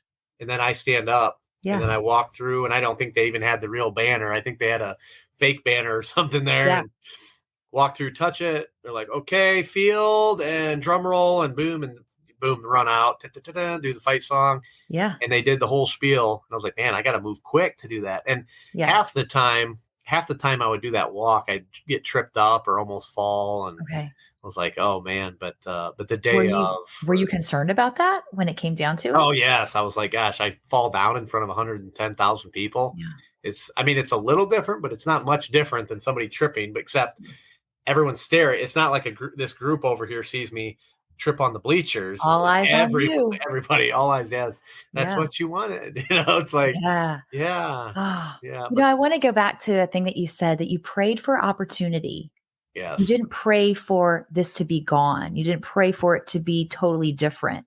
You prayed for opportunity. And I think that, and then you found yourself drowning in it. Yeah. I think that's, my husband will sometimes say, like, we're with our kids when they were little and learning something, like, hey, can you help me do this? And he's like, I'm going to teach a man to fish, right? Teach a Yeah. man to fish. Yeah. Like, looking for that opportunity. And then when it's there, it's like, oh, wow. Okay. And Yeah. Yeah, I I can always do it. pray that, um, that, for people that know and love God, they'll use it for, uh, everything will be used for a purpose. Yeah. And in my case, that's something I prayed for specifically was if, well, again, and not to test God, but just, I mean, if you can turn this into something positive, if you can Hmm. turn this absolute terrible tragedy that no good can come from whatsoever, if you can make some good from it, Yeah. that will reinforce my faith. And Mike always said that we're going to leave. He's like, I'm not Jesus. I'm not this healer, but I do feel Jesus inside. We're going to do all this work and say, God, here we are. Like, Yeah. if it's your will, heal him. You do the rest. We're going to give it our all. Yes. And we're not going to sit back and say, just, hey, heal me, like make this go away or any of Yeah. that. Like, we're going to work and work and say, we believe. This is how much we believe. Like, we'll put Yeah. Oh, I all the love chips that. in because we believe just so much. And I prayed Yeah. specifically to make this good. And that, I mean, to go back to the question about looking towards the future and taking that path, Hmm. it was symbolic, but my goal that I set, touching that banner was really what opened my eyes and really said, I look back on that in hindsight and all that work and everything, which walking out was about the easiest thing I've ever done because I, I couldn't fool myself. Did I, phone it in someday? No, I gave Yeah. it everything and it was easy in the moment, like being in the Yeah. zone as an athlete that you Yeah. practiced, you watched tape, you did all, and boom, it all happened so easy. Hmm. And I look back on hindsight and think, even with all the hard work, how little I had to do with the plan and everything rolling out and all the things God put into place to make it happen. And it just gave me this like peace unlike anything I'd felt Mm, because beautiful. having my dad and Hollis smile down saying, Yeah. do you not know that these things are all these coincidences, all those times where you prayed like, God, where are you? That you look Yeah. back and say, oh, he was right there. He was right here. Yeah. How did you get through those rough nights? I was carried through it. I don't, I couldn't have gone. People tell me all that I couldn't have got through. It's like, well, I couldn't either, but Yeah. I did. So Yeah. what is that? What's that piece? Yeah. What's that piece? And I look back and you see it in hindsight, and I do feel like now I feel like I see it sooner. I might see it in the Yeah. moment, even as those things happen, but back then it was like I had to look back on almost 3 years of my life at the time and 2.5 years, say like, wow, these things they all pieced together. They were all laid out. Mm-hmm. Every time I was stepping onto the water and thought, oh, I can't walk on, and it just boom. I remember a moment when I first saw myself in the mirrors of the gym, Hmm. and I was holding two canes, but my black pants on, and the canes blended in with my pants. I had these Adidas, black like Yeah. workout pants, and I looked in the mirror and I saw myself, and I'm like, holy cow! Like I'm just standing there, and I remember I almost fell because Parker grabbed me because I'm like, wait a minute, I can't do that because I didn't even remember the canes. I was Oh, just looking at wow. myself standing, and it was like walking on water, and like, wait a minute, I'm walking on water, but I can't walk on water, and Yeah. then I just had to laugh because I'm like, well, you are like you interrupt, Yeah. don't interrupt don't interrupt the person doing something and say they can't do it while they're doing it. They're in the act of doing it, and Yeah. Great I guess point. I would do that to myself, Hmm. but yeah, walking that moment, looking back from that banner, I just thought, I took this road less traveled, hopefully Hmm. make it more traversable for people in the future, which I think Yeah. Barwis absolutely has. And I always say that I don't know if you love them more or love me more because he's a lot easier with people and they've learned so much and he's helped so many people. Hmm. I mean, it's probably up into the thousands now, or at least people impacted, but Yeah. hundreds of people that he's helped get through some type of paralysis or some type of disability Amazing. and get to their 100% because their Right. 100% isn't necessarily mine. Yeah. There's been others too that have progressed beyond me, and I see one of my friends I met through all this that always has pictures standing with his family, and I have to Mhm. take a second glance because he's standing with his family, and I met him in a wheelchair. That's amazing. And I just think, much like Mike, if I can help someone and they go beyond where I went, it makes me even happier to see that, to see someone that goes beyond the level that Mike and I started. And again, totally different situations, but he's got some kids, and to see him smiling with his family and just standing there. And he still walks with a cane and things like. He's doing amazing. I mean, to see him get back to life, because it certainly isn't your life to, I mean, for some people it is being an athlete, being in the gym. Yeah. It's not your life to just constantly struggle and try to walk again. It's to reach your 100%, to reach your full potential and not regret the things that you're competent at, the talents you have. Mike always told me he's using God's talents to help me, and that I should use my talents to help people after he's helped me. But again, he always claims that he did a big TEDx speech about being a catalyst in people's lives. And I thought he's going to say how he was a catalyst in my life and taught me another lesson in humility. His story was all about how I was a catalyst to make his life better. Oh, I love that. Not about him helping me walk and changing my entire life. Right. It was about me helping him find purpose beyond helping someone get a trophy. It was about helping change people's lives that are in their lowest point and getting them out of it. And I was like, well, that's pretty awesome. Effectively, you were actually a portion of him finding his 100%. Absolutely. Oh, I love that. Tell me how healing that was for your family when you walked that field, because it wasn't just you walking. It was your mom and it was your two brothers.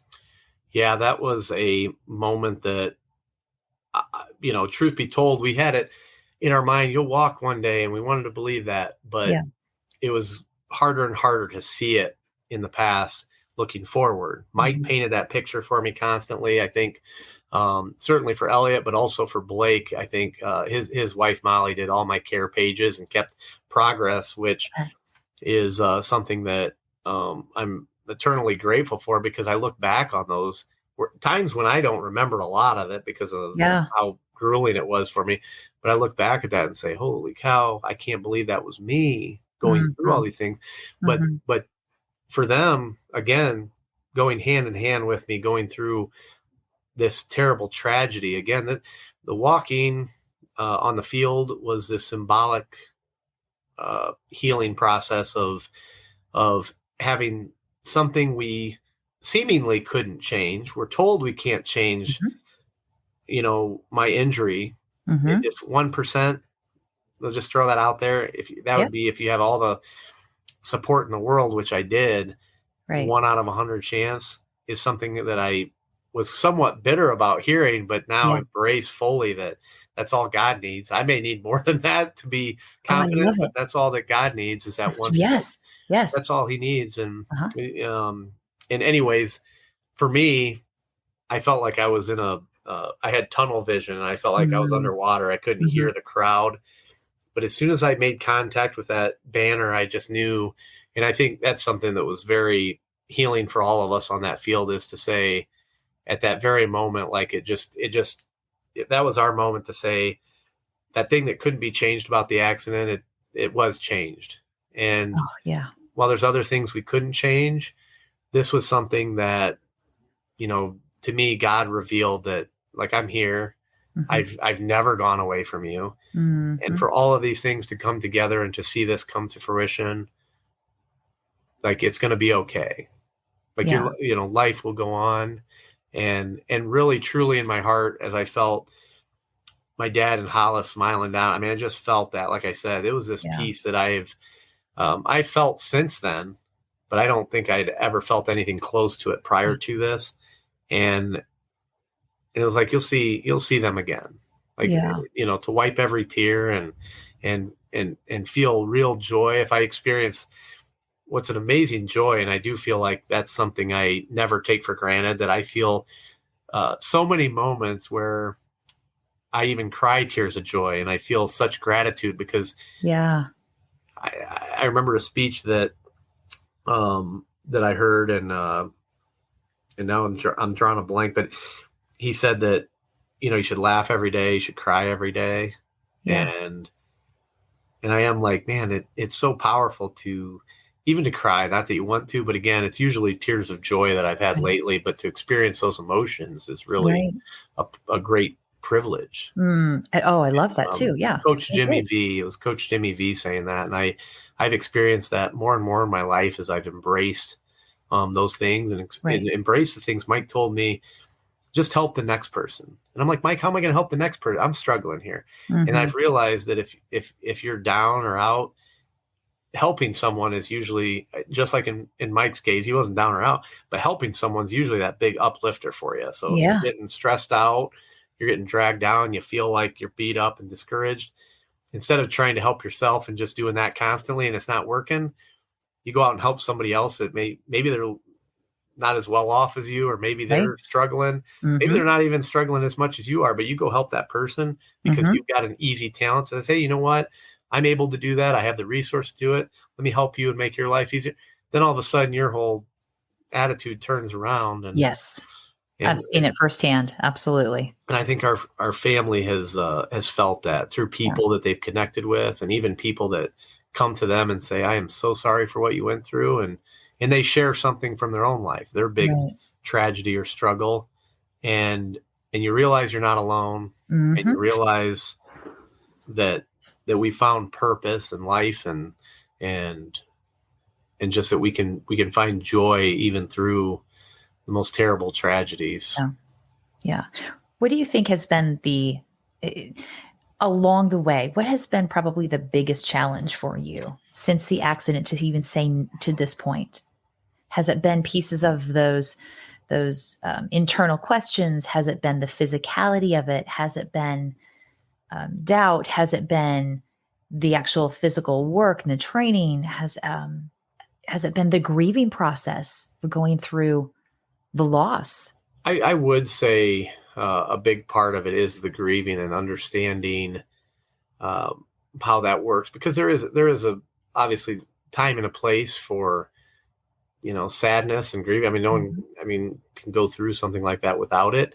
Um, but it does seem at times that it's these random waves that will hit you, and you Mm, think you're good, you think you're great, life's going good, yeah. and for no particular reason, or maybe it is something. There are times I think in life that, and I've talked about this in the past on one of the Big Ten Network video where I have something good happen, and I'll reach for my phone and I'll like call my dad and say, I want to tell you about this. I have a lot of times I'll visit the cemetery and just kind of talk to myself about life and what's happening, and Yeah. I do feel like I find some clarity in that. But I think that um, the grieving, but I think it's just those same emotions coming back to hit you to say how I felt. And part of it Mhm. is the physical pain side, and part Mhm. of it, I would say the bigger piece of it is that pain of loss and saying, Yeah.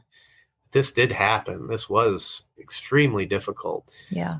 Uh, and that I think has been, again, that crashing wave that keeps hitting you, and figuring out ways to, again, I think the challenge is I want to not have that happen because I don't like it, but I also Yeah. don't want to um, have it like in one of these movies where, hey, can you just wipe my mind so I don't ever think about it again? Right. Delete all the photos. And I don't Right. want that. I don't want to not remember my dad or not think Right. about my dad. Um, but I will say more often than not, even talking to my brothers, we are smiling, we're laughing, and at times there's tears. Mhm. Um, while we're laughing because there is some sadness tied to it. But I Yeah. think those two extremes make it even a more powerful emotion, and always goes back to the gratitude of what we did have, the time we had with our dad, the Mhm. way that he raised us. And it's always a constant reminder too that uh, hey, I should call mom. Should talk, I Yeah. see my mom Uh-huh. uh, a lot. I talk to her every day on the phone, Mhm. but it makes that reminder to say, we have a just an amazing stepdad. Why wouldn't you have gratitude for that, Yeah.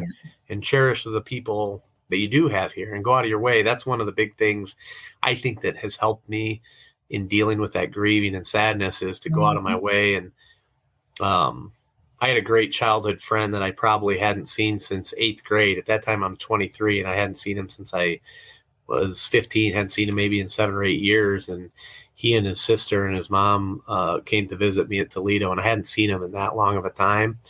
And it just, I don't know, it was a very, very powerful thing to just see them and take my mind off that situation I was in. Right. And it's just been this powerful reminder to me that, again, looking at that door, looking at the person we lost and that picture we lost, you miss out on these other incredible people and moments that you could be experiencing and be connecting and being hopefully encouraging and helpful and all these things. And I've been blessed to have that with even strangers that I pass by and talk to. And at times, again, I don't think, God has given me this burden or that he's tried to make it this challenging thing, but I think he's definitely used it to have me grow and in spirit and in life. And again, people would not even know I had a story if I just walked around as normal. I still walk with 2 canes, but I am really happy about that. There's times where I really miss playing basketball. I love playing basketball. I love playing ice hockey. If anything, do that again. And there's ways to do that.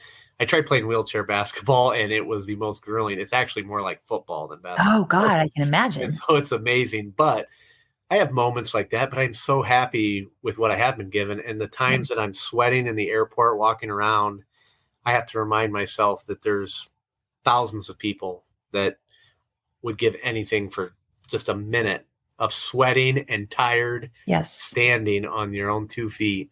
And I embrace that. And I embrace having people notice that there's some story that guy has there. Yeah. If I just walked around, they wouldn't know that story, but that's been my way of connecting. I'm not a very,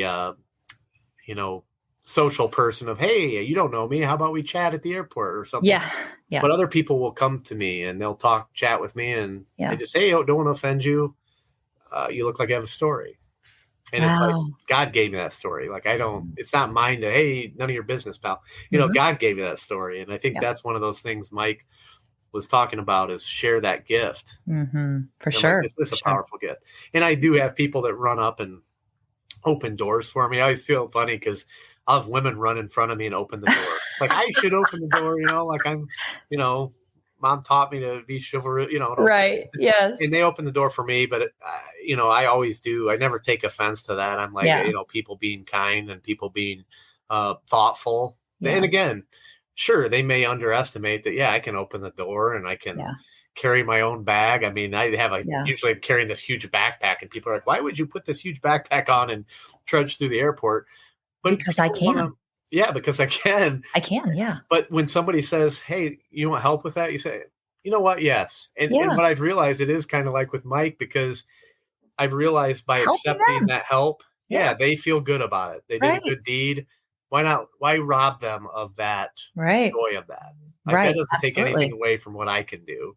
And most of the time, when people get my full story, and sometimes my brother or a friend might say, they might tell the person he's being modest. He's done this. Okay. And they're blown away. And that's great and wonderful too. But, and that's been a challenge for me too, is kind of embracing that role. And again, not to toot my own horn, but again, look at the story that God has put together for me, and the trials he's put me through, the things he's helped me get through. And why wouldn't I share it? Like, to say, walking in front of that huge crowd, which at the time was the largest college football crowd ever. Yeah. And it since then has been beaten, but by a few thousand. I mean, it's still not by much. I think the top 10 and top 20. But in any case, like, why wouldn't I shout that from the mountaintop? Yeah. And again, more than anyone, I realize, even with all the hard work, I realize how little I had to do with all that planning and went together. It's just, I tried to be as faithful as I could be and go with it and put in the work, and God made it happen. So I try to just share that any chance I get.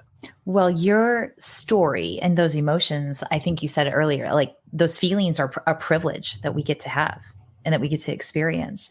And I think in our dark points, it's hard for us to see the forest for the trees, to see that. But when we, like you said, pray for those opportunities, and we are given those gifts to then make a choice, then we have so many other so many other things that are so much value that can feed our souls and the souls of those around us as well.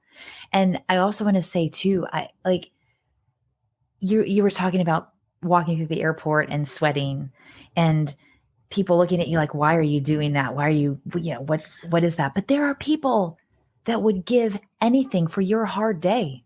Yeah. There are people that would give anything to be in that place. That would, your hard day, they would give absolutely their life for.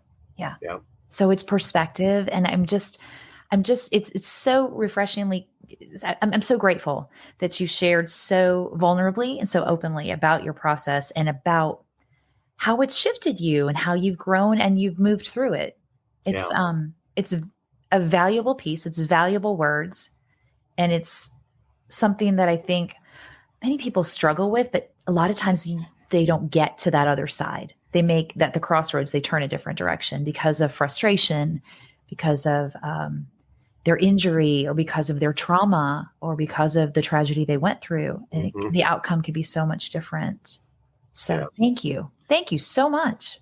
No, I appreciate being given the opportunity. And like I said, hopefully many people get encouragement from our story. And that's always our hope, is that people don't have to go through that, but hopefully they can gain the perspective and gain the encouragement of knowing that you can get through whatever it is that's thrown at you. And doesn't mean it's not going to be hard. It doesn't mean you have to enjoy every single moment of it, but the outcome can really be more than what you could ever imagine. And it has been for us. It's been beyond my wildest dreams after the tragedy that struck us, to see where our lives are now and what we've been able to do with this story. Yeah, absolutely. I will so look forward to your book coming out. I absolutely can't wait. It's going to be amazing. It's going to be great. Finally happening this summer, and I'm just thrilled to share that, a different format, and also a different format in terms of not just a biography, but hopefully something that people use some of the tools in there to self-reflect and apply those things to their life. Not memorize anything about me other than the lessons learned, but apply that, because I know people do relate on so many levels to who their Mike Barwis is in their life, or how can they be Mike Barwis for somebody else, or how can they be the rock that my mom was for the family. So when life does throw you just something so terrible and harsh, how can you be prepared for that, to be that person in your family that holds things together, that brother that is always there for his brother, or the brother that is encouraging his brother to reach his potential, and I was blessed with that, with my older brother being the support system I needed, and even his wife Molly being the support system and the person that encouraged me along the way, and then having a younger brother who was blessed with this opportunity to play the game of football, and not even knowing that his choice would have profound impact on my recovery, and again, not just the physical recovery, but that emotional and spiritual recovery to embrace life and embrace confidence again, and just reach that full potential. Finding your 100%. Yes. Oh, I love that. 100% out of 1%. That is a mic drop moment. I watched, before I talked to Elliot last week, I watched it's the ESPN special. It's E60 Miracle. And you can find that on YouTube. That gives a little bit more of the Mueller's background. It goes into a little bit more depth of what you went through. And I mean, it actually shows some of your workouts, which, by the way, are, it's hard stuff. Brutal, hard stuff, for sure. But all of that being said, it's just a testament to your faith, to your tenacity, and all of that combined together, right? To get those pieces of the puzzle to come together the way they did so brilliantly, because you were given those pieces, those opportunities, and then you had to find a way to make it work. And you did. Yeah. I'm definitely blessed. We are blessed. Yes, absolutely. Tell me about, you were talking that you enjoy walking on the beach now. You like, what's your most fun physical thing that you get to do now? Yeah, I would say the walks on the beach are pretty nice. They are a challenge. They've the biggest challenge really is when the tip of my cane comes off and I'm like, where did that go? That's not stuck good. somewhere. But I laugh. There's time. I mean, I have plenty of times in my own life where I get frustrations of things that happen. And, but most of the time I am kind of chuckling at those different frustrations because again, people see that and it's like, who, walks on the beach with canes, like you put yourself, it's like, I get to, You get to, it really is like, choose your heart. I mean, being in a wheelchair is not an easy thing. And when I got out of it, I mean, it wasn't that obviously the process was hard to walk again, but the process of relearning life now that I don't sit in the chair, I just gotten used to that.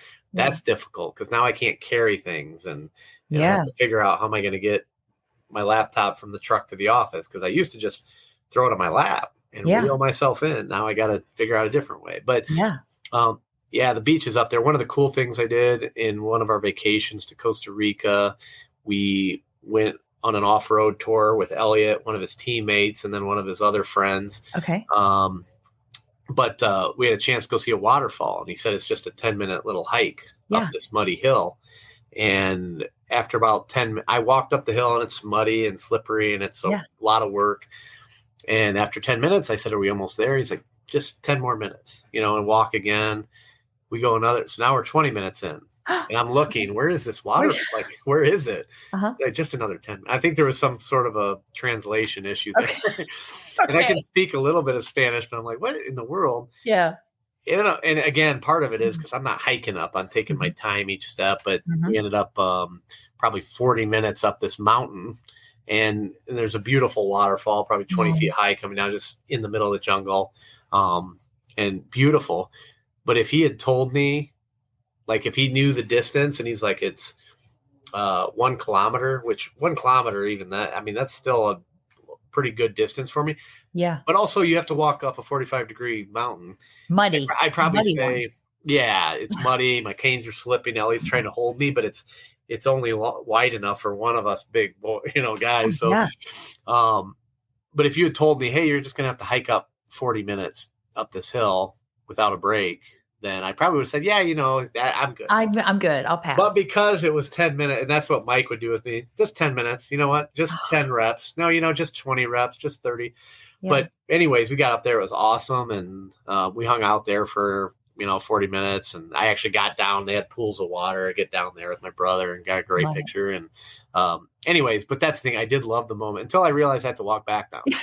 Just let me piggyback ride me. But I'm like, that wasn't going to happen. But we hiked back. But I mean, that was great. It really is doing things that I shouldn't, I guess, be able to do. Shouldn't, it's just remarkable. But I have loved, I did, as I said, play wheelchair basketball, and it was such a workout, but I loved it because I was able to not think about the workout or that. I'm having fun. Golfing's one. I'm like anyone else. It's like, I golfed twice last year. I live on a golf course and I don't get to, but I do love it because, again, something I shouldn't be able to do, but I stand up, I golf with one arm. Okay. And I'm probably better than I've ever been, sadly or happily. I don't know which, unfortunately, but decent enough at it. But I enjoy it because all I'm thinking about is trying to hit this little ball instead of having to stand, even though I get tired, I'll get sweaty or whatever, but I'm just trying to hit the little ball. Like, your focus is different. I have to stand up. Arch your back better, and and the other thing about it is I am now grateful because I hated, Mike would never let me get away with anything. If I had to do 10-yard walk and for one of those steps, I hiked my hip up and did this kind of thing, it wouldn't count. It's like, get back on the line, start over, not just do it, not back up one step. It's go back to the line. And it got really hard when I would walk 100 yards and I'd screw up because I'd be out at the 50-yard line, start over. It's like, well, I can't, I'm at the 50. Well, you have to walk back to the goal line, start over. And then walk 100 yards straight. And I did do that once, and I did love it. It was great to be on a football field instead of in a hospital, just better atmosphere. Yeah. But I remember the first time I walked with 2 canes 100 yards, and it was probably after like 40 attempts on a given day. We're doing 100 yards today, and I mean, I failed and failed 40 attempts. I finally get there, and I learned to fall really well, but I dove over the line, touchdown. He's like, the goal wasn't to score a touchdown. The goal was to walk 100 yards, and you fell at 99 yards. Start over.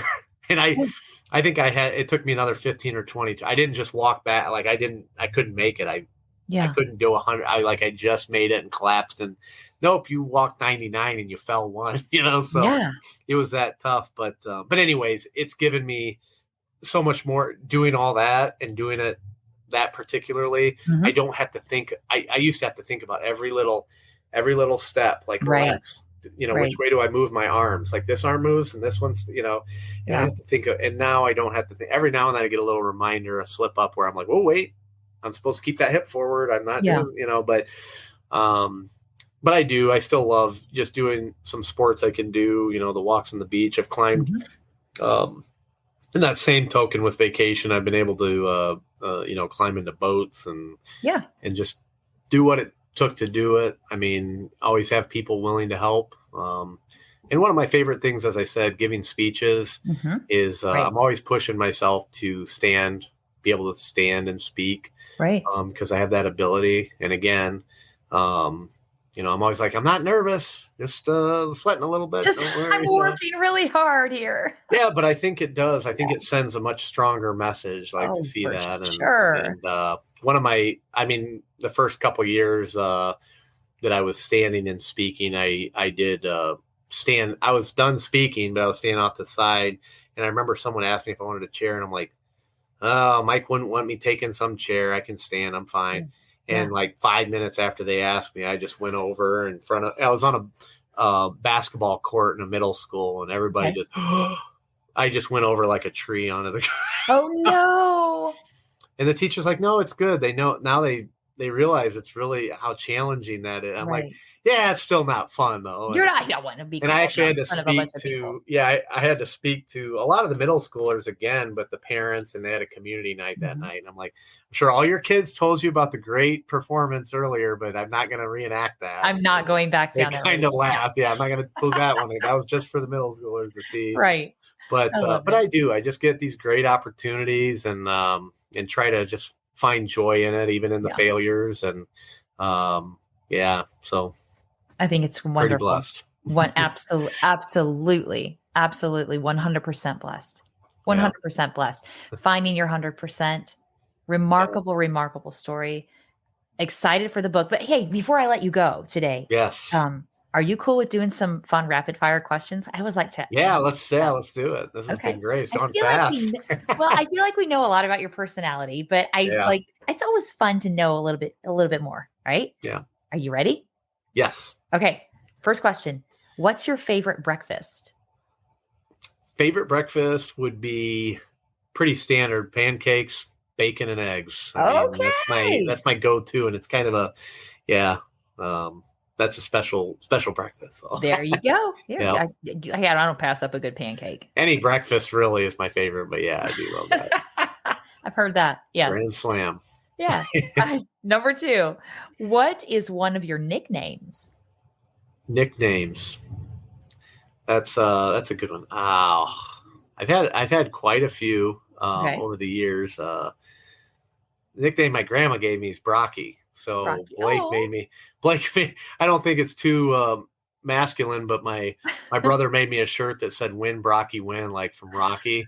I'm like, okay, that's pretty cool, but I'm sorry, I'm laughing about that. No, I love it. It's pretty endearing and everything, but that's one of them. But I like to think of it as the Rocky, the Rocky theme. But back in high school, they always called me Hollywood because I wore sunglasses. Oh, but look Elliot's Hollywood. He's in West Hollywood. He's in Hollywood. He's at. That's so funny. All right. Question number 3. Do you currently have a bucket list? And if so, would you be willing to tell us what one of those items were?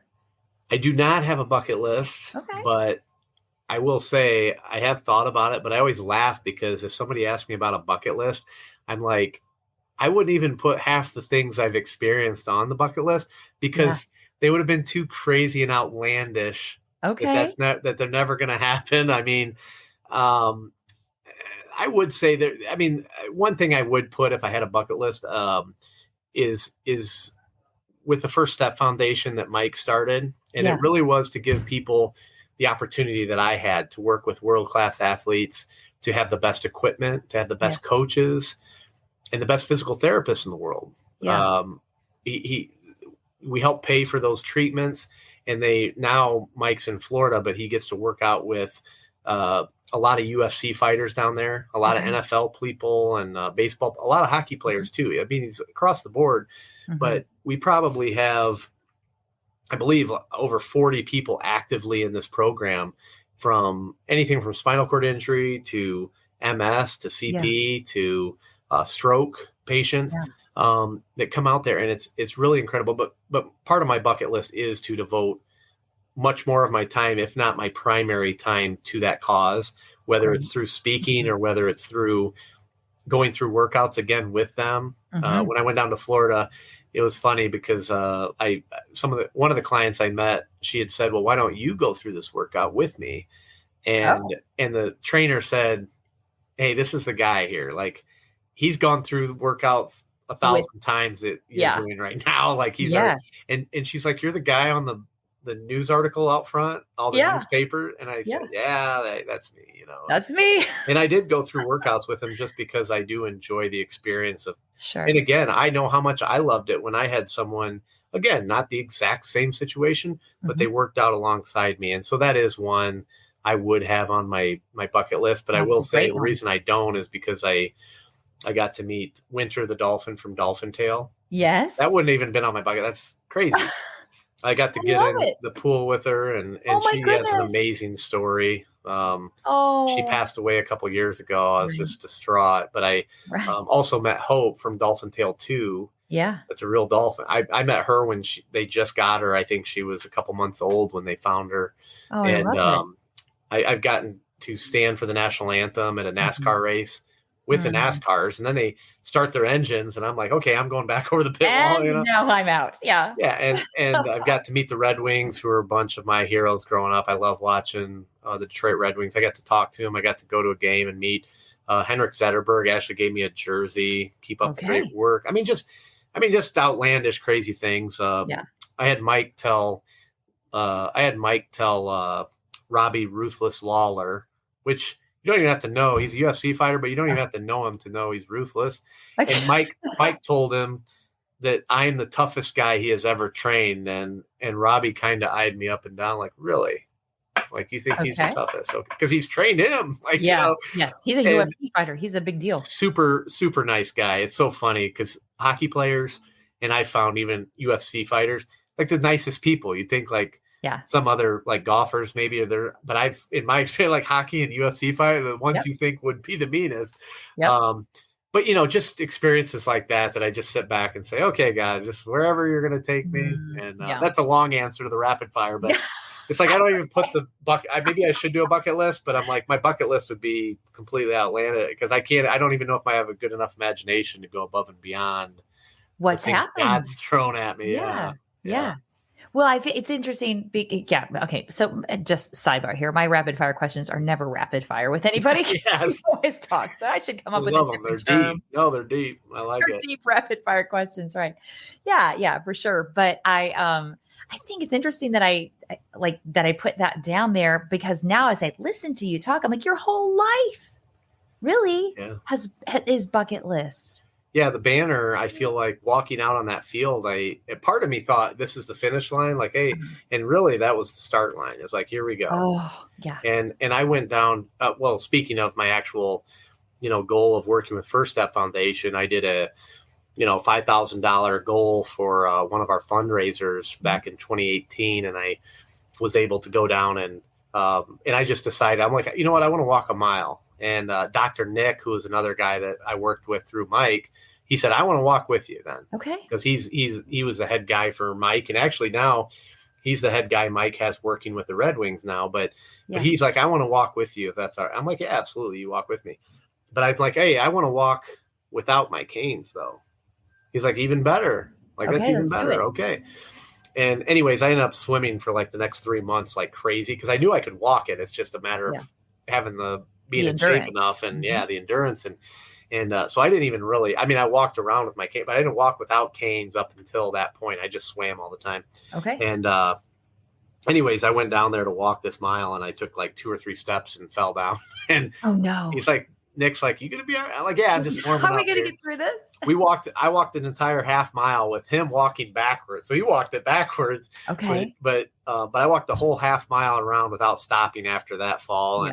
And that's the thing I tell people. I've fallen so many times, like I just gotten good at failure. But and it's also safer to know how to do it. Mike told me that a long time ago. But I probably fell a dozen times the second half of the mile, but I finished. But the real beauty of it was we probably had 6 or 7 people that went that I started with the 5K, but they started at the 1 mile, but then they caught up with me towards the end in their wheelchairs, they're rolling. Yeah. But that last 10 yards, I got to pass out past the finish line and sit there on the grass at the spring training facility for the Mets. The finish line was home plate in their field. Oh. And I got to watch that last 10 yards where person after person would stand up out of their chair and just walk that 10 yards across the finish line. Oh. And in that, I was sweating out of my eyes so bad that I just thought, wow, like these people are getting this opportunity that we wouldn't have had if Mike didn't take the chance on me, or if I hadn't taken a chance on Mike and went through this crazy program. And that, to me, that's that real bucket. Like, this is what I have to do and my purpose I need to complete while I'm here. Amen. Gosh, that's so great. That's perfect. It just shows the connectability and the relatability and how we are all so intertwined, and how what one person does affects a multitude of people's lives. There's never any accidents in that capacity ever. Yeah. And even in my case, it really was, I want to walk again. And it seemingly is a selfish endeavor. I want to walk. I want to get back what I lost. I'm going to walk again. But to start that from a foundation of faith, I didn't plan on, hey, maybe this other person will be helped. Or I didn't plan any of that. It came along because all these things aligned, I think. And because Mike was on that same page with God's going to lead us, we'll let him lead the way, and we're just going to do what we think we know best to do. And to see that come to fruition with all the people that day, just incredible and just purposeful. And just, to me, it's more powerful than any other form of compensation you could receive from doing a job or any of that. It's just amazing, really just amazing. Well, you are absolutely living a purposeful life, and it's wonderful to watch it, wonderful to see it, and especially wonderful to hear it specifically point blank from you and your experience. So thank you once again for sharing so beautifully and so intimately everything that you went through, and how, again, I'm just going to reiterate how you got to the point, the perspective shift of making the choice, because that's where that faith, where the rubber meets the road. Yeah. Yep. Oh, well, man, I hope that you have a wonderful rest of your day and a rest of the week, even rest of the month. Do you have any big plans, vacation plans coming up? Anything fun on your agenda? Going back to Costa Rica again. So that's an annual endeavor, if not twice a year. Oh, fun. Try to do that. It's my refresher, battery recharger, and everything. Yes. And so very, very excited to get to do that.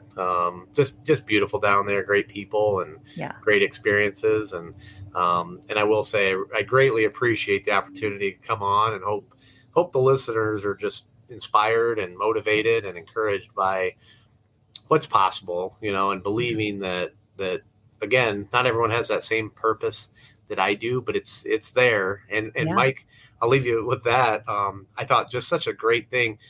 Mike didn't tell me that, hey, go do this XYZ. And I think he knew that even if he did know the impact I could have on people with my story, he had to let me discover that for myself. So there really isn't necessarily that person that can tell you that. It's something you have to discover and hold on to and embrace, because speaking in front of people was not my forte. It wasn't something I was excited about. Yeah. But it was this gift that I feel like God made very clear. And that's something, it wasn't ever easy, but he did make things very clear that this is the path. I knew which path I was supposed to go on. And a lot of times that path doesn't look very pleasant necessarily. It looks very difficult, looks very nerve-wracking, all those things. And then that's, oh wait, is it a challenge or is it an opportunity? It's the same thing. How do you look at it? And I think Mike knew that for me and let me discover it for myself and run with it. So I hope the listeners embrace that and all the stories. Thank you so much for the opportunity. You are absolutely welcome. Absolutely. Have a wonderful rest of your day and a great trip to Costa Rica. Okay. Thank you. Thank you. Right. We'll talk to you again soon. Yep. Thanks so much for tuning in today, guys. If you have an idea for an interview or you would like to share your own story, I would love to hear from you. Send me a message at dawn@thesoulgoals.com. If you enjoyed today's podcast, I'd love for you to leave a review and to consider following and subscribing to the show. With weekly releases, there is always another interesting story to be heard. I do hope that today's guests and their words have helped to bring some extra light to your day and encouraged you to find a deeper space of your very own soul goals. Until next time, friends, remember that everyone has a story, and every story matters.